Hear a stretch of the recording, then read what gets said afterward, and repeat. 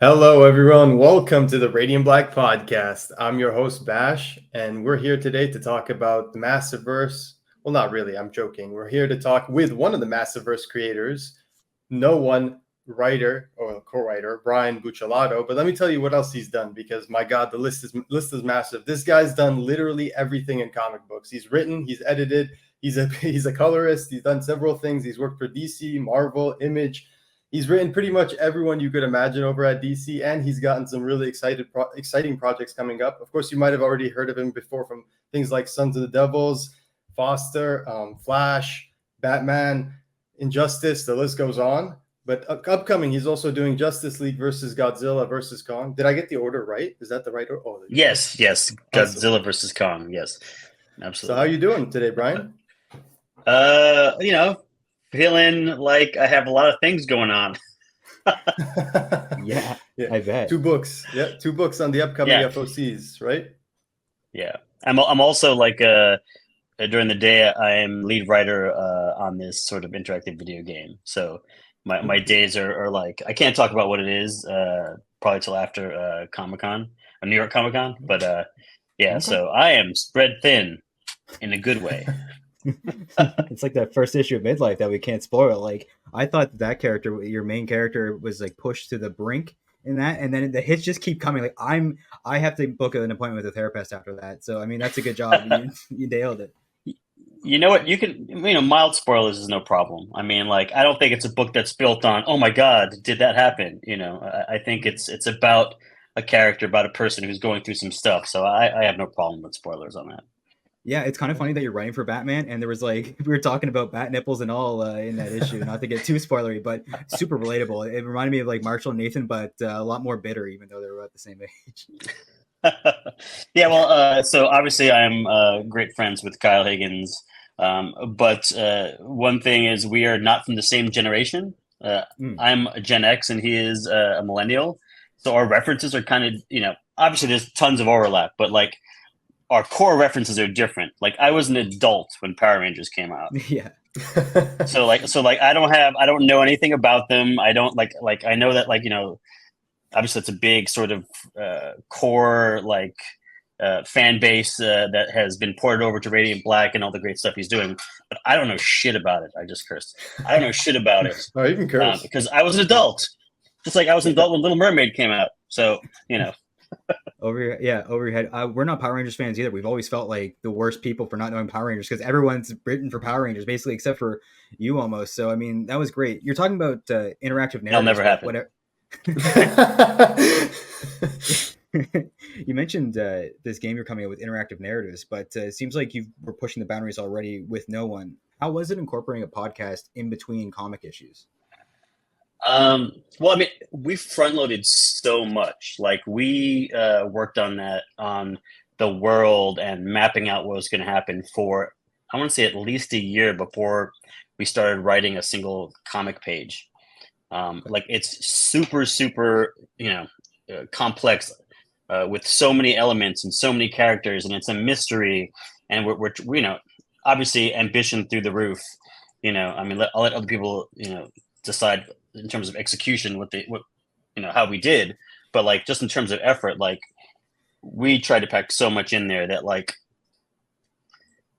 I don't even know how to answer that except to say it was a lot of fucking work in the best way and the worst way. And like we're still in it. You know what I mean? We still have almost half of the book to go.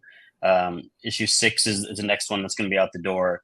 And while we have it all mapped out, like trying not to screw it up and stick the landing is going to be the big challenge. Only because when you do something like that, it's hard. Like there's a lot going on. Mm. Yeah. I actually was wondering, yeah, like I know you and Kyle have been friends because I've heard that from some of your previous interviews, but I was wondering, how did you guys come up with writing No One? Because I know in particular you like to write some of the darker stuff, so I feel like this is right up your alley. Yeah, so the Genesis was a pitch that Kyle had in with DC that got very close to happening, which was going to be a Jim Gordon and Son like serial killer mystery thing that he was going to do with Tim Sale, and that never happened. and I think he never sort of emotionally got over just that creative. When you create something, like, you own it, right? It's like a child on some level. Some are ugly children, and some are beautiful children. Uh, but like, I don't think he ever got over that desire to like live in that space. And so we had been talking for years about, let's fucking just do something together. And so he had this idea about how do we take that and turn it into something else.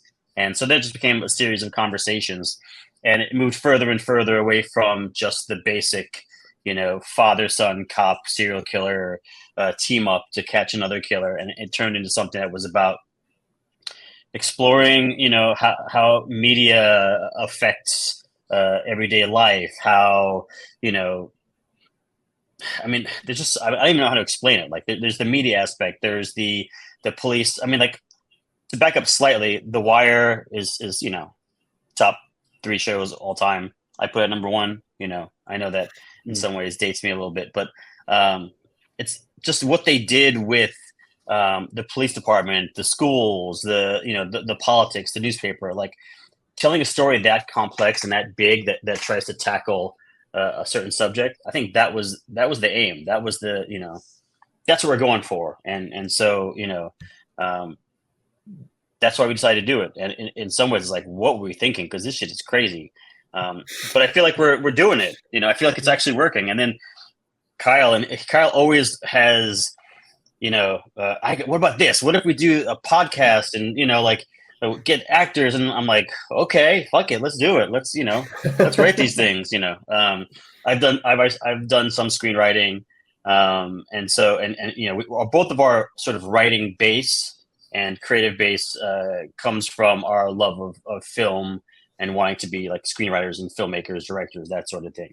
So it just was a natural extension of how do we take this comic aspect and do something crazy with it. And that was all from, that was Kyle's idea. I just was like, yes, what do we get into? Yeah, definitely. No one's been like incredibly ambitious, even to cover it. You guys, it's so dense, and it's like covering different aspects of media. And in a lot of ways, we're like the chimps in Space Odyssey, looking up at the obelisk, just like not even understanding all the media. And for you to tell a story and not just one but two is at the same time is really impressive. Bash, do you have more no-one questions? Yeah, so I'm wondering, like, you're both super accomplished writers in your own respect, and you're both like used to, I'm not sure if you've co-written other things before, but I'm sure you probably guys have. But how do you guys break down the responsibilities between you and Kyle, for example, when you're approaching an issue of No One? Like, do you guys both write dialogue, or what is it like? Yeah, I mean, I have quite a bit of experience with co-writers. I've had plenty over the years. My break in comics was co-writing Flash with Francis. So I feel like it's a skill. It's co-writing and collaborating is a skill unto itself. I feel like I have a lot of experience in that, and I feel like I'm actually pretty good at that. So that, I think, on one level made it easy. Being friends with Kyle made it easy. Kyle also has experience doing that. But in terms of like how it's executed, it's really about availability. It's like what has to be done when, and who has the time, and what is the best use of our particular skill set. And so that's kind of how we divvy up. There's no clear delineation, like, except for like I'm never gonna do like marketing stuff or any of like the sales type of stuff, or like. That's just not me. Like, I don't go nearly as many cons as he does. So, I have young children. I'm home all the time. So I do most of my work just in my office on the other side of the computer. But, and plus there's things like, he has experience with sound and sound design. So like, lean heavily on him for that. I think a lot of the early stuff and a lot of the building the mystery and all the dark shit, I think that plays to my strengths. I feel like that, like building out the mystery and stuff is something that interests me more than those other things. And I also think I'm pretty good at. So I think in some ways that is a little more my forte. Not to say he doesn't operate in those spaces as well, but I think we leaned a little bit more with me on that. And then just back and forth, like I'll do a pass on something, and he'll do a pass on something, and generally we trust each other enough that no one's looking over anyone's shoulder. So, it's hard to say at the end of the day who did what. Was there anything like too batshit insane where Kyle was like, whoa, Brian, what, anything like that? No, I mean, I'm fairly reasonable, and I'm pretty good at defending my position. So I think, in cases where it's like he's not necessarily buying it, I'm like, you're not buying it because I'm not communicating it properly to you. But let me try again, and I'll tell you why it works. You know what I mean? Things like that. I thought Kyle was there were no big fights. Yeah, no, I mean, I think I'm a good negotiator. For one, I also, you have to have an ego to be a writer, because within every writer is this belief that I have something that is worth the world hearing. So we definitely both bring that to the table. But I also feel like, we are reasonable. So, when the disagreements come, they don't last that long. And, whatever the outcome is on the other side, the project's better for it. So. Yeah, definitely. Do you want to move on to Midlife, Bash? Sure. Before we do that, I just want to ask you one question. I've noticed you've done like several things. I think, did you? I just want to confirm this. You started out as a colorist, correct? Mm-hmm. Yeah. So go ahead. No, you go ahead. No, I mean, just to give my quick origin story, I am a high school and college dropout who took the long road in life, and I screwed up my financial aid after miraculously getting into NYU in a backdoor method that I don't know is still available. But there was like, for continuing education students who were over 20, meant for like old people going back to college, you just had to pass a test. So that's how I got in. But of course, me being young and stupid, I screwed up my financial aid, couldn't go back. I was working at a steel company in Long Island City. I grew up and from New York. I live in LA now. My brother did things right. We both went to the High School of Art and Design. We both have art ability. He parlayed High School of Art and Design into an internship at Marvel Comics in the 80s, into an assistant editorship. And then from there, back in the day, it was before computer coloring, and so color guides was a thing. I don't know if you guys are familiar with how coloring happened, but there was like one Irish company that did all the color separations for the comics, and I can't remember the name of them. But what they were provided with was a color guide. So they would print out a smaller version of each page, and then using Dr. Martin's watercolors or markers, the colorist would then design the page, color it, and then they would send it off to the separator who would try to interpret it. But of course, back then there was like 88 colors and no gradients and stuff like that. So that's when my brother started coloring comics. And so once Photoshop got to the point of being viable for comics, like Image was doing it, my brother started a company to do coloring comics digitally. And I think the first thing he did was like a Batman versus Spawn comic. And so he had this whole infrastructure. This was like 1994. He had this whole infrastructure, and he knew that I had art ability and that I was sort of floundering in New York. So he's like, move to LA and I'll teach you how to color comic books. And that just set me on my sort of life path, because I didn't know what I was doing. I didn't know I wanted to be a writer. I didn't know anything. I just knew that, I wasn't particularly happy. And so coloring comics, obviously it was a skill that I was able to use my drawing ability and my background from high school to learn under him. And then it afforded me the opportunity to go out on my own and start coloring comics on my own. In the meantime, that sort of like blew open the creative side of me that was always there, but didn't know how to apply. So that's sort of how I got into writing, which was with an intermediate step of thinking I wanted to be an actor, because when you love movies and you move out to LA, you don't know how to make movies because you haven't been to college and no one's told you. You don't know what that is. So you're like, oh, I got to be an actor. So I did. I tried acting for a few years, maybe 2 or 3 years. Always had the shaved head since I was 21. So it was all gangbanger auditions. This was the 90s. And I am half Puerto Rican, and I used to be more tanned. So it was more obvious that I was getting all the gangbanger auditions back in the 90s. But I did just enough like indie stuff to realize that I didn't want to be on that side of the camera. I didn't like manipulating my emotions. Like it was just a different thing. But I realized I wanted to make movies, and that's why I started writing screenplays. And so basically, I taught myself how to write over the course of 10 years, writing terrible screenplays that got less terrible over the years.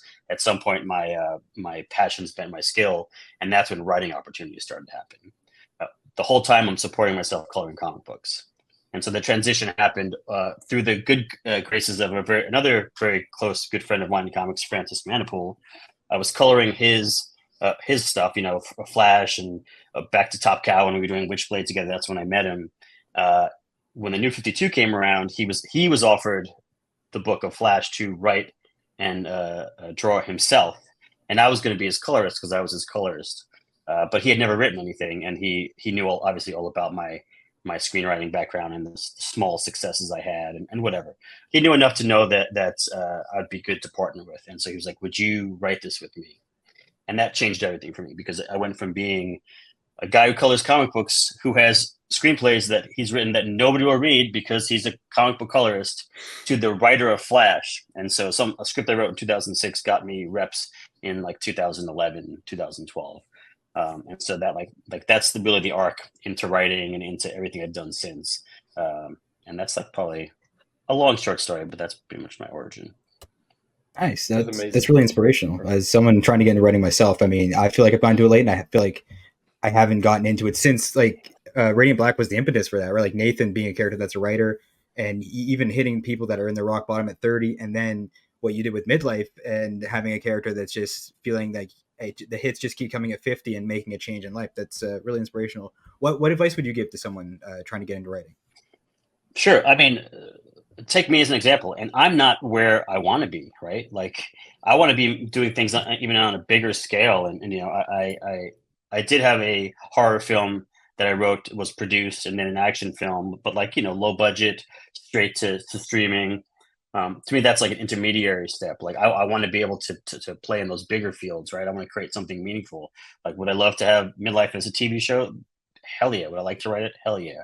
So like, I think the biggest thing is it's try not to look at what everyone who is your peer, who's above you, has done, and try not to take for granted everyone who's on behind you and what they haven't done, right? Because it's easy to say, I have friends who are younger than me who've done this, that, and this, right? And then not look back and say, well, there's all these other people that haven't done what I've done, right? So I think it's really about, one, appreciating what you've accomplished, like truly taking the time to appreciate what you've accomplished, right? While never losing that desire to do more, right? Because obviously the quickest way to fail is to give up, right? Like everybody I knew who was my peer, who, maybe two people had broken out at my age. Everybody else quit. Like I stayed going, you know what I mean? Like raising my son, marriage, divorce, coloring a shit ton of comics, always writing in my spare time because that's what I wanted. And to this day, like I write because I love it. Like I get paid to write now, and that's freaking awesome. It's because I did all this other hard work to get there, and I didn't give up. Like part of it is attrition, like people will fall away. And so, if you're older like me, like when Flash #1 came out, which is sort of my big break, right? Yeah. I was 43, right? So I technically didn't get my break until 43.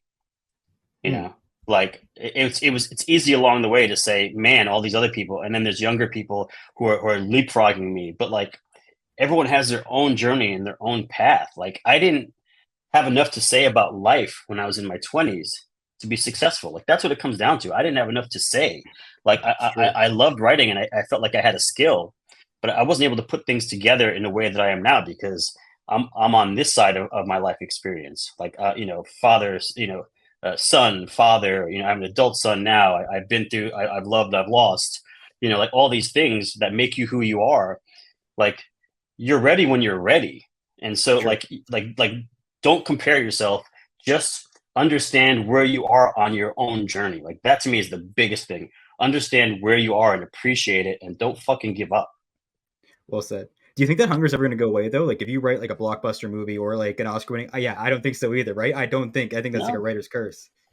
I will see every flaw in it, and I'll know that I'll know in my heart I could do it better. Whether if at some point your mental capacity and your age, it starts to diminish, and maybe you can't. But I think the idea that I can always achieve, the platonic greatness. I mean, knowing you can't truly do that, but like, that desire, I don't think it goes away. And if it goes away, then you're not a writer anymore. Yeah, that's super deep. Anymore, Yeah, I think it's, yeah. Yeah, that's fantastic. That was truly amazing, inspirational. And I think a lot of that, like, well, is a good segue because a lot of what you just said, I think, translates into midlife, right? Like, Ruben is a character who I think shares a lot of those. Like, in a lot of ways, I think he sees himself as a failure because of his limitations within his job, within his.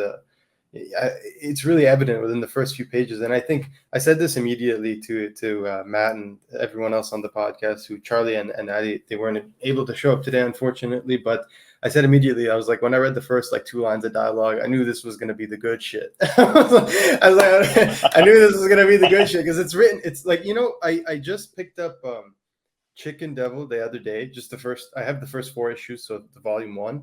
I just was reading the first issue. And I had the same feeling. It's just like it's written in a very, like, I don't know, like the dialogue is honest, but it's also very captivating, and it's fucking crazy. Like that is actually fucking crazy, and it's like that's what it tells you in the very first page. Is like this is gonna be a crazy fucking day. So it's like I really love that. Like you have a very like you have your own style, and it's like fantastic because it's thank you. It always excites me. It's like when you like. It's like when you see like Tarantino, it's gonna be a Tarantino movie. You have like that excitement because you know what you're gonna be in for, and it's like now I feel like that way with some of your indie books. It's like, oh, it's gonna be a Buccellato book. Like I know it's gonna be fucking crazy. It's gonna be wild, even if it's your voice, right? Yep, exactly. So how did you come about that within Midlife? Like, what are the experiences that motivated that book? Well, I think that you brought up Chicken Devil is great because it was sort of a transitional book for me. I think one thing in like sort of in the industry when you're trying to break in like in like film and television, like they want to put you in a box, right? You're the comedy guy, you're the thriller guy, you're the horror guy, right? And I never bought into that, right? I feel like if you understand the medium and you understand the genre, you can write anything. And obviously, there's going to be degrees of success in either way, and some people are going to like hit a groove in one and not the other. But like I always felt like I can write whatever. I could write a book. I could write a comic book. I can write a TV show. I can write a film. Like you just need to understand what that container is, right? So like I felt like I had this versatility, and I think most writers do have this versatility if they're not afraid to venture outside their comfort zone, right? Or what's been established to them. For me, I'd only really done 2 things, right? I did superhero books for DC because that's where the opportunity came, and I love superheroes, and it was incredibly fun and rewarding. And then when I had the opportunity to start doing my own creator-owned, I went dark because that was something that interested me, like crime movies and just that sort of dark, seedy world. I think because I'm so square in real life, like I've always like really, really liked it. It's so alluring to me, and so I dove into that. It's a much harder sell. Like like the script that got me reps is like a crime thriller, right? Everyone really loved the script. Has never been made. Crime movies are hard to get made. They don't make a lot of money, and so the pivot for me was, well, I'll do horror thriller because those get made, and a lot of the same elements poured over. So that's how you got Sons of the Devil. It's how you got Foster on some level. It's a monster movie, creature feature. That's how you got Cannibal. Is that I was taking my love for the stark crime stuff and pushing it into these other genres. And I'm proud of all that work that I did. Like I'm not discounting that. But there's also another side to my personality, which is sort of the sillier, like the goofy, but like extreme side. Like Tarantino, sure. Like I mean, obviously I'm influenced by Tarantino on some level, right? Like I love his films. I think he's a fucking genius, but like the ability to like be funny in a book and super violent or silly, absurd, like all those things like are all things that are part of my natural character that I had never really done in a comic. I think the closest I got was I did an annual in DC. It was a Flash annual where it was the New 52 origin story of Green Lantern and Flash's friendship.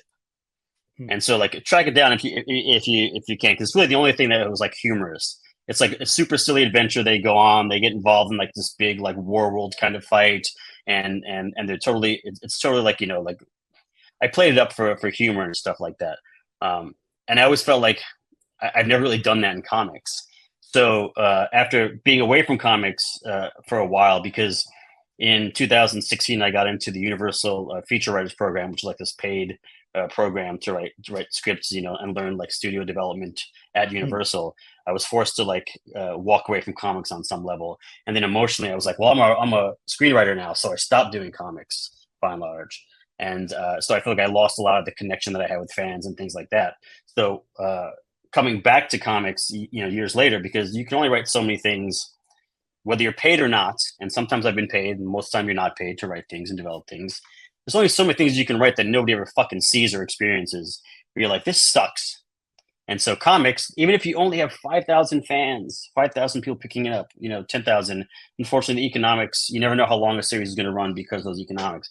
But if somebody's reading it, somebody's getting to experience and share in what you're creating. So I was like, I gotta go back to that. And Mike Martz is somebody I knew from DC, who was our bat editor for a little while.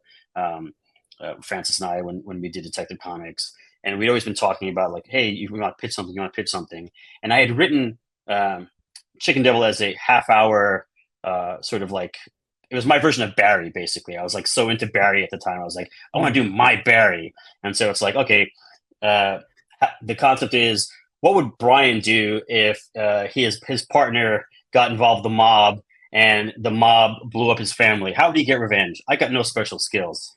You know what I mean? I'm not an Army Ranger. I'm not an assassin. I'm just a dude. So in the case of Chicken Devil, he's a dude who makes really good chicken. So he fails upwards, and it's like this absurd sort of revenge tale, right? I wrote it as this half hour. My reps at the time didn't want to send it out because they're like, that's not you. Like, you're the hour guy, you're this guy, you're that guy. And so they basically just like, wanted nothing to do with it. I'm no longer with those reps. I've had this idea. I said, hey, Mike, I've got this script. I would love to do this in some format. He read it and he's like, let's do it. So then I was like, wow, I got to write like sort of me. It's like the most me thing that I'd ever written, just like overtly me, like a guy who's in over his head, a guy who is my age, a guy who, sometimes feels put upon because he has a family and responsibilities and gets in over his head. Like, so that's what Chicken Devil was.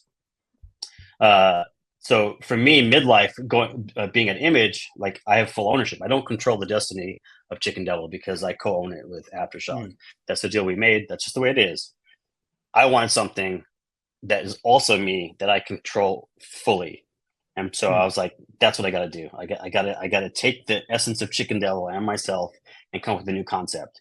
And so, thinking along those lines and looking at Radiant Black, which, Kyle sometimes, it's kind of like him as a superhero, like, the millennial as a superhero. I'm like, what does the Gen X superhero look like? And that's literally from there. It was like, okay, midlife crisis, 50 years old. Imagine becoming a hero at 50 when you have all these other things. And so this just spun into the story that we see now, which is Ruben, a guy who is a 25-year veteran of the LAFD who's afraid of fire.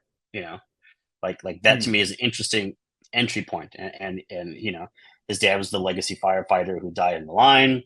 And so like he felt like he had to fulfill this legacy, but yet he was afraid of fire.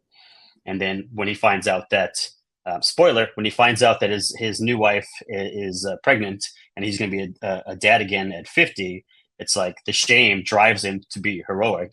And then he finds out what he's got powers. He's fireproof. And so to me, like that was a great setup for following, through on this idea of what would, how would Brian be a hero? Like how would Brian get revenge? How, like you write what you write your life experience. So Ruben is not me.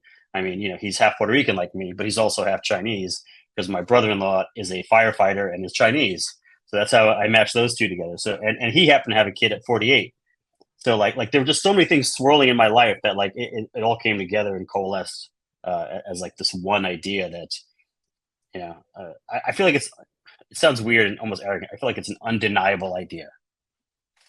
I don't think that's arrogant. I think that's accurate as to what I read, because there was so much weight in that. Just mentioning, the bomb of having a baby at 50, but like a lot of times we see people becoming superheroes and like in their 18 or younger or whatever. But with all the weight, like you have an ex-wife, you talk to your son and try not to, like it's the difficulty of divorce, juggling all that stuff. Like I'm stressed just reading it. Like it was really well done. Like you're not Thanks. overselling it. I had Charlie asked a question who couldn't be here today. He says that he was curious about how midlife could connect with the younger generation, even though the main character is 50.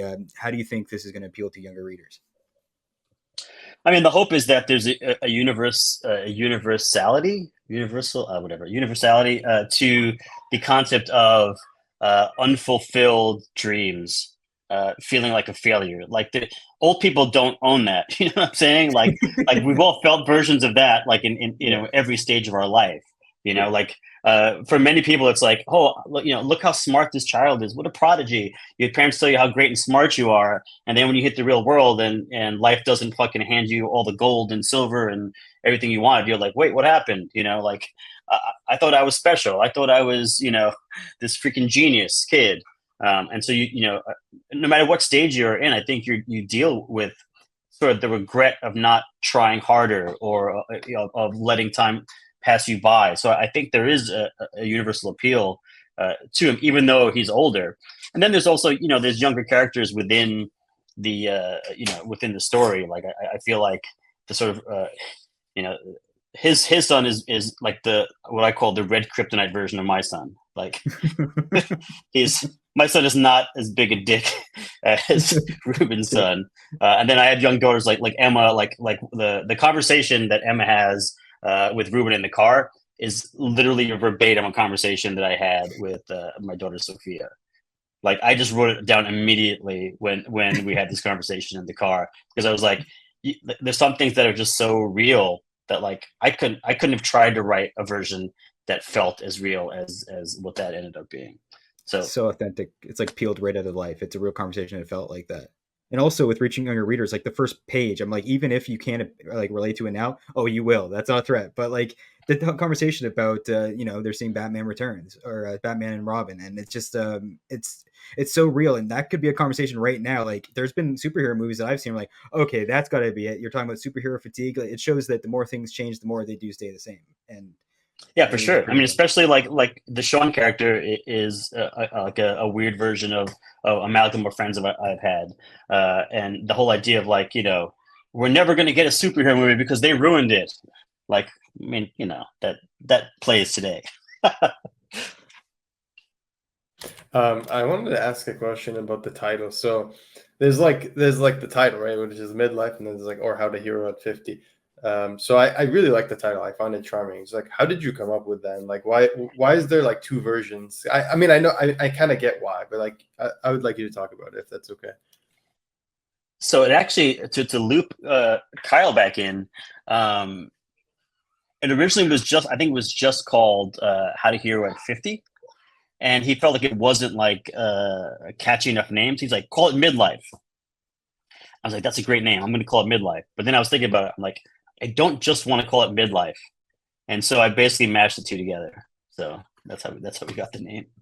That's awesome. Kyle somehow, he's always there somehow, I guess.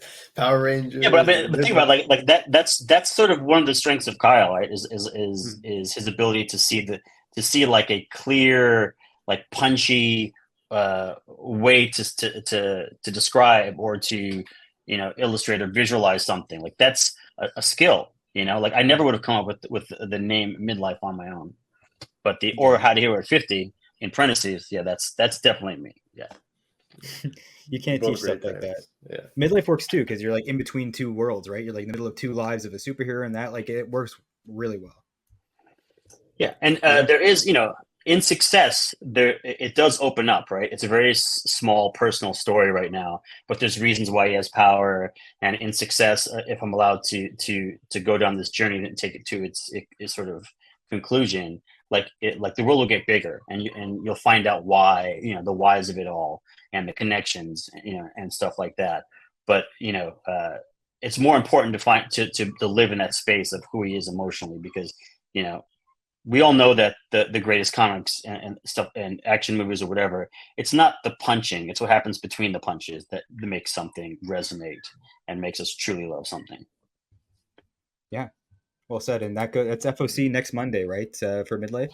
Next Monday, yeah, it's coming up, and then a week after that is the FOC for the Justice League Godzilla Kong. So I got 2 books coming out in October, number 1s. Yeah, that's awesome. I can't wait to get Midlife in my hands. I did. Thank you. Well, thanks to you, I did get a chance to read issue 1 and 2, and I really loved it. Issue 1 sold me, but then issue 2 was like, dude, like it was really good. Like, you know what I mean? It was like the perfect, So yeah, I'm very excited for that. Make sure everyone that you pre-order it. It's fantastic, and the creative team on the book is just elite. I mean, you got Stefano, and you've got Hassan. Like, those are 3 incredible creators. Like, you really can't go wrong. And I've noticed that you have this you do get a lot of really good creative teams wherever you go. Like even for Chicken Devil, was it Hayden Sherman and Hassan as well? Yeah. So the thing about Hayden was, I was looking for an artist for a project, and Christian Ward, who I was doing this legendary graphic novel with called Head Wounds, that was like Oscar Isaac's he shepherded it, and so basically I was hired to execute this crime noir graphic novel for Legendary, and Christian Ward was the artist, and so I was asking if he had anybody, he knew anybody that could draw for this one project. That never happened. But then when Chicken Devil happened, we hired one artist that I had high hopes for, but he had never done comics, and he couldn't do it. And so then Mike Martz came back and said, "Hey, what about Hayden Sherman?" And I was like, absolutely 100% yes. Like, that guy, uber talented, very specific, and fits so well. Unfortunately, he wasn't able to do volume 2 because of commitments. But we did get Matteo Monaco, who's also great and does his own version of all the characters. Really great. Stefano was somebody that Kyle connected me to. So you never know how you're going to get connected with people, but all 3 of them, super freaking talented. Like I don't know that I ever have notes except for, super minor stuff. Like, they're good. Yeah. I guess one of my last questions is, how did you I know you've worked for DC for a while, and you've pretty much done everything, especially with like some of the bigger characters. So is this like Justice League, Godzilla, Kong? Is this something that just fell into your lap, or something you've been trying to do for a while? Like, how did that come about? It's not something I was trying. So it came basically between relationships between Robert Napton, who runs the comic side on Legendary, and Ben Abernathy at DC. I don't know who proposed it first. Legendary and DC used to be in the same building in Burbank. They're not anymore. But at some point, the 2 of them got together and were like, we should do this team up. And so, of course, I had done work for DC, but I also done a bunch of things for Legendary and Robert. I've known Robert for a long time. So the character Robert in Midlife was named after Robert. Yeah. I saw many movies with him in the 90s. He was not the complainer in that case.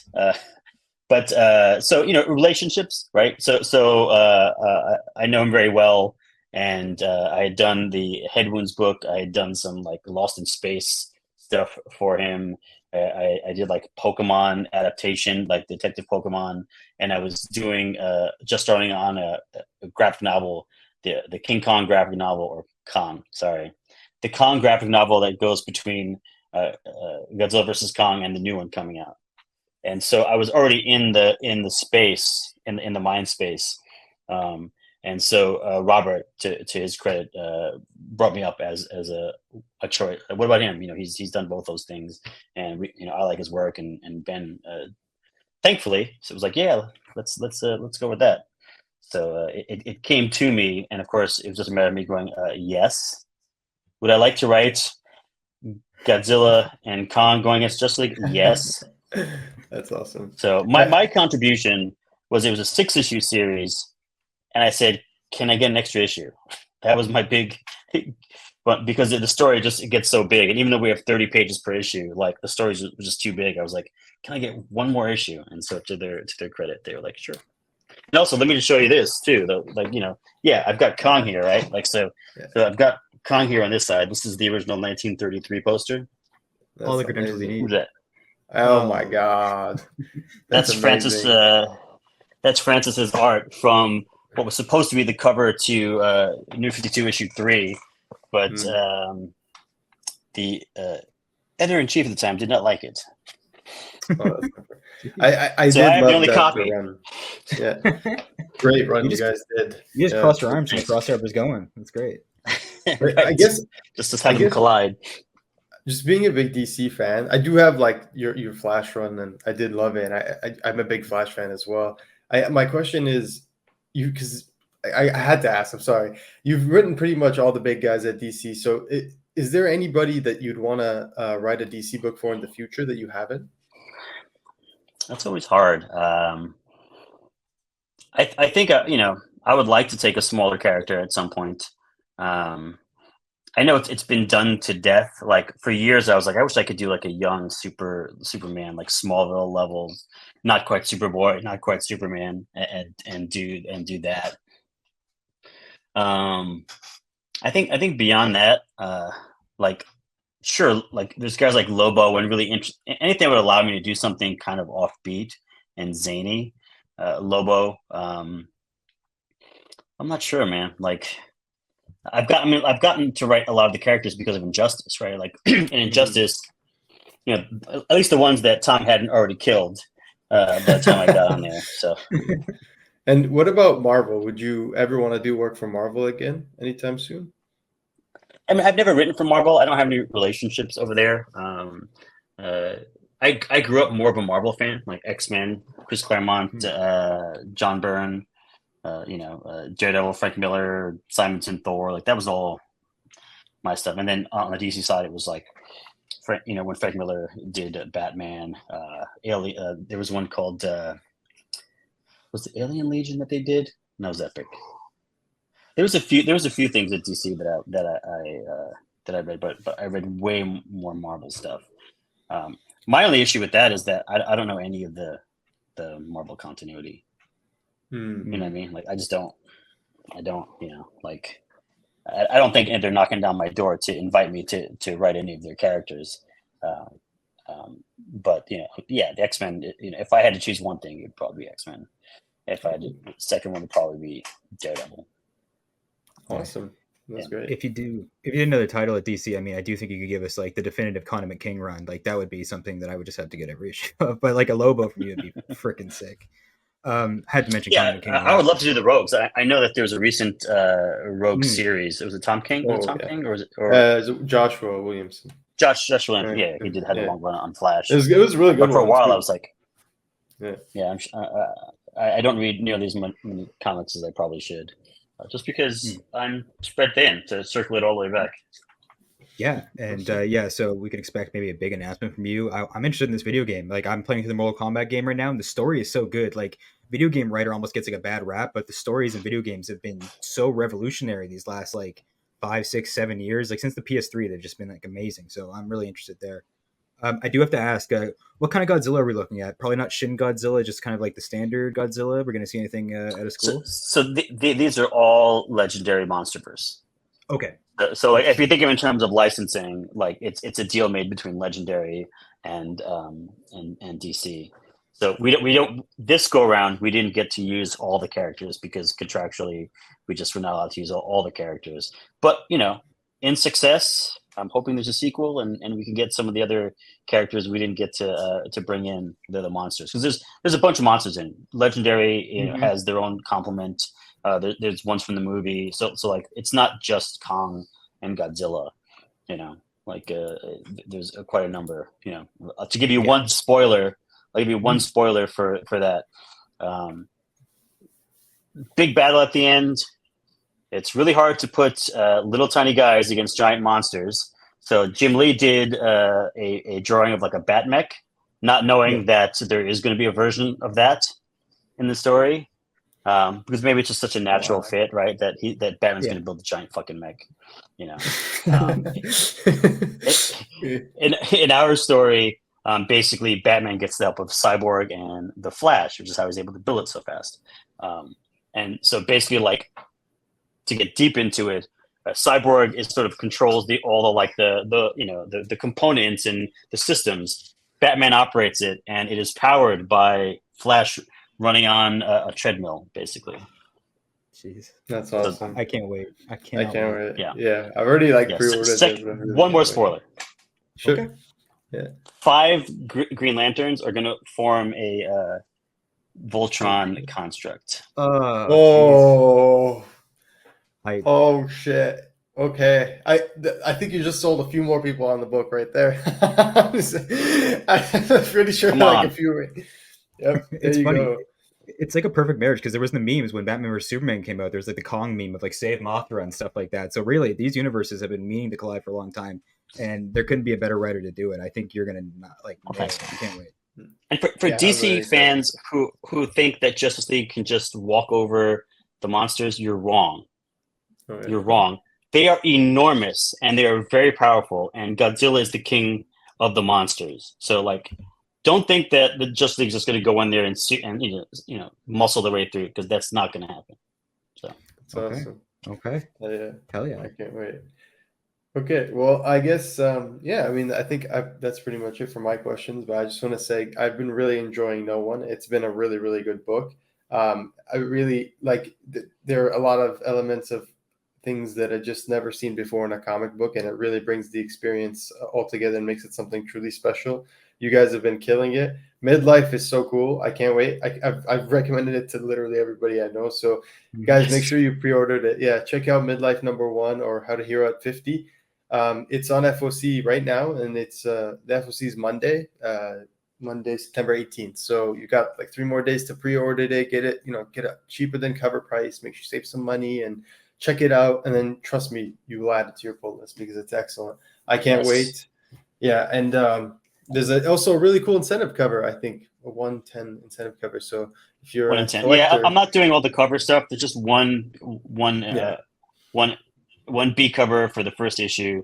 I'm going very old school. Like, we've got 1 cover per issue. Like, dude, trust me, that's I don't have awesome. the bandwidth to. I don't have the bandwidth to play in those fields anyway. So whether it's negatively impacted sales wise, I guess I have me to blame. Variant covers in this economy? I don't know. No. Yeah, But yeah. I'm I for one, I'm grateful. So thank you for that. I can't wait. Also, the variant is an homage to Flash #1. Yep. Have you seen the variant? Yeah. Yes, I wasn't 100% sure, but I'm glad now that you mentioned it. Yes, so it's an excellent variant. It's an amazing cover, and it's actually like you see him wearing the costume that he's going to wear inside the book. So I thought that was a really nice touch. Yeah, I can't recommend this book enough. And Chicken Devil, I just read the first issue. Can't wait to finish it, but I can already tell I'm going to like it. So that's awesome. Check that out as well if you haven't. And yeah, thanks for joining us, Brian. Anything you want to add? Sure, Volume 2 of Chicken Devil. We have 1 more issue to go. Those who know comics know that Aftershock is going through some structural things. When that's all settled, which I feel pretty confident it will be settled, we will get issue 5 to finish Chicken Devils, which is the sequel to it. So beyond that, like, thanks for supporting. And I had 1 question for you, Bashar. Do you have any opinions on who No One is, and do you have any opinions on who whether or not Aaron is the accountability killer or not? Okay, so honestly, I've read every issue twice only, and that's like very little for me. And it's like there's a reason we haven't been reviewing the series yet, is because there's just so much to take in every issue. So, dude, I have no fucking clue, honestly. Like, you guys have got me like I'm way deep in it. You know what I mean? Like, I genuinely have no idea who the killer is. Like, every time I think I know something, then you guys kind of throw me for a loop. Especially like the last, was issue 4 or 5? No, issue 4 was the last one. 5 was right? 5. I think 5 was the last one. Okay, it's because the delays like threw me out. Okay, so 5 was like issue 5. Sorry. Like, no, I mean it's all good. We get it, but it's like that's why my thing is messed up. But the issue 5 had some revelations that also threw, but all I think is I don't think, like I've said this before, I don't think no one's one person. Like the person under the hood might be one person, but I think they're working with multiple people because it just I don't know, it's too much. Like otherwise it's I because like you guys, one thing I want to praise real quick is you guys have compared this, or not, we've compared this to like, I know in a lot of ways I'm glad you mentioned Tim Sale earlier, because we've compared this to Long Halloween in the way that it's like written to be so like tense. There's just so many clues at the same time. There's a lot of subtlety, but there's also so much going on in every issue. Like there's so much to unpack. So it's like you guys did an excellent job in terms of like honoring Tim Sale's legacy, like in my opinion, in that respect.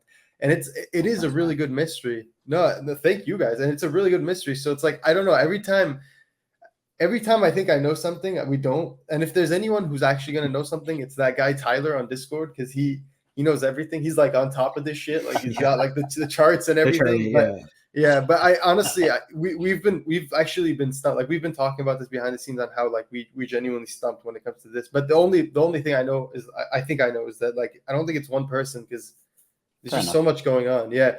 But what was your second question? Do I think the accountability? Do you think Aaron Kern is guilty of being the accountability killer? Because I know that is a question that people usually take one side or the other on.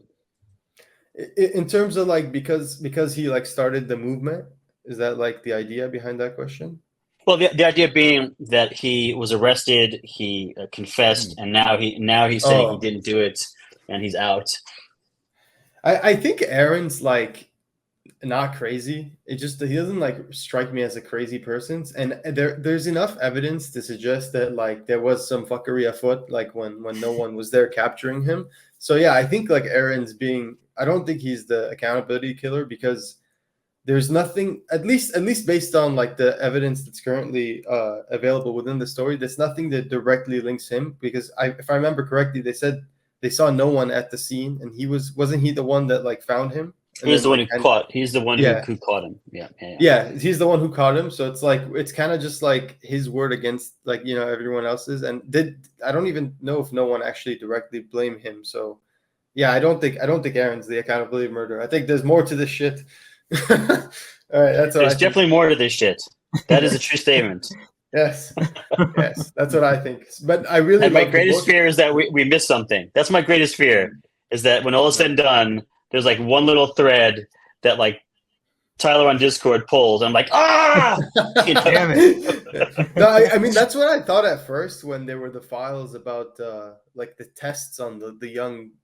Like there was, I can't remember specifically. Sorry, see, there's so much shit. That's what I mean. There's so much. Like, there were tests on somebody and something like that. So that was what we thought at first. We're like, okay, is that like a very early lead? But then it's like then the newer evidence kind of throws that like completely out of loop and makes us think something completely different.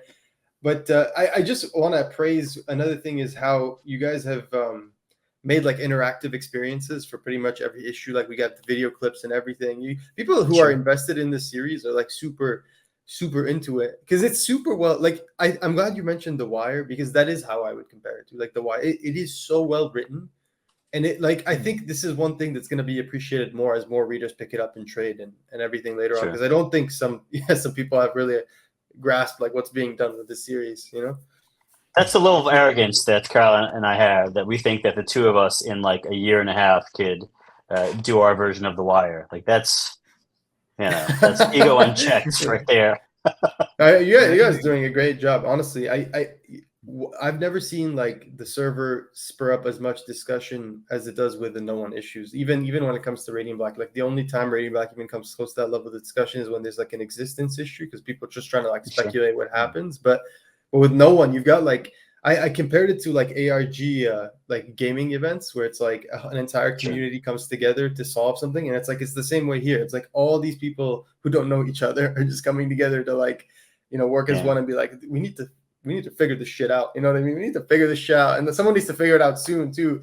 But the thing that you guys should be patting yourselves on the back for is like it doesn't seem like there's a solid lead right now within the community. Like everyone's choices are so splintered, which means you guys are doing a really good job of writing the mystery itself. So Yeah, that's the attempt, right? By design, like you're saying, this happens, but then this happens, and I'm wondering, and it's like that. Those are all the moves that we're trying. So the fact that any of them are working, like I'm over the moon that like Yeah. these things that I thought would work, they're working on some level.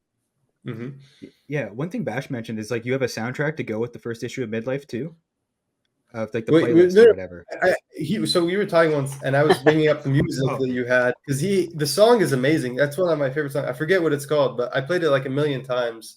It's the don't you forget about me. me. Yeah. So that song is amazing, and it's like it's something like I knew from growing up watching like Brat Pack movies and shit like that, right? But it's like once I reread Midlife, it's something that I hadn't like connected with in years. So it's like I started playing that a lot more, and I'm like, dude. And then I messaged him. And I told him like I've been playing that, and he's like he has a playlist that he uses. So I was like wondering what is that? Oh, let's see if I can. Let me pull it up real quick. What songs were on my? And it really was born out of me trying to figure out what like having a conversation with myself of what is the Gen X anthem and doing like research online, what other people say it is. All right, so Don't You Forget About Me. It's the End of the World as We Know It, REM. Smells Like Teen Spirit, referenced in the book. Ordinary World, Duran Duran. Head Like a Hole, 9 Inch Nails. No Rain, Blind Melon. Everybody Wants to Rule the World, Tears for Fears. And then it gets a little 1999 by Prince. And then How Soon Is Now by the Smiths. And I threw one in there that's it was just for my own listening enjoyment. It really isn't. Is Jolene. Dolly Parton's Jolene, but that's Never not go wrong there. So yeah, that's awesome. Well, thank you for sharing that. Yeah, so guys, Sure. I can't recommend that enough. Check out these upcoming books. Check out Chicken Devil because it's fucking crazy. Like, I seriously, who's writing a book like that? Like, where can you point to a book that's called Chicken Devil? Shit's good. It's also like one of those covers that when you see it at the comic book store, it's really hard to pass up because it looks so interesting. You know what I mean? It's like, like you guys reference Breaking Bad a few times in the comic. It's like Breaking Bad. It's like the first time I saw Breaking Bad. It's like it's so interesting. It was like hard to like pass it up. So. Yeah, it's a super meta reference, right? Like it's super meta. That's like taking that idea and it's like how do I spin this in a way that people will find entertaining. My only contribution to the covers was asking Hayden to do them all primary, like backgrounds that are bold, primary colors that stand out. Yeah, they look amazing, really. Yeah, especially with the costume, like it really it stands out in the cover. It looks really cool, and the colors are perfectly on point. So it really adds to the. He's so good. Yeah. Anyways, well, thank you so much. Do you have any other questions, Thanks for having me. No, that was it for me. I just had a shitty joke. I was just going to say, like, it would have been so hard if you did no one. Well, and here I go with it. In the 1960s, it'd be crazy if you dropped no one. It just came with like a record. You could just like slide the comic out of the record book, and then boom, you just listen to the thing. I think that'd be pretty cool. Anyways, thanks for being here. I've never talked to anyone connected to all those amazing characters like that, and let alone your own indies. Like your third Image book. Like, goddamn. Hope that Aftershock stuff works out. And I didn't expect a pep talk either. I'm motivated. I'm gonna feel extra bad blowing off writing now. My experience should be worth something, right? Oh, of course. Yeah. Well, thank you so much for joining us today, Brian. I really appreciate your time. And yeah, guys, look for the interview. It's been great. Check out his books. So many books to look forward to. So many unique books as well. And trust me, you haven't read something like Midlife. So check that out on FOC Monday. Get your pre-orders in. The fuck up. We'll see you next time. Stay radiant, everybody. Thank you.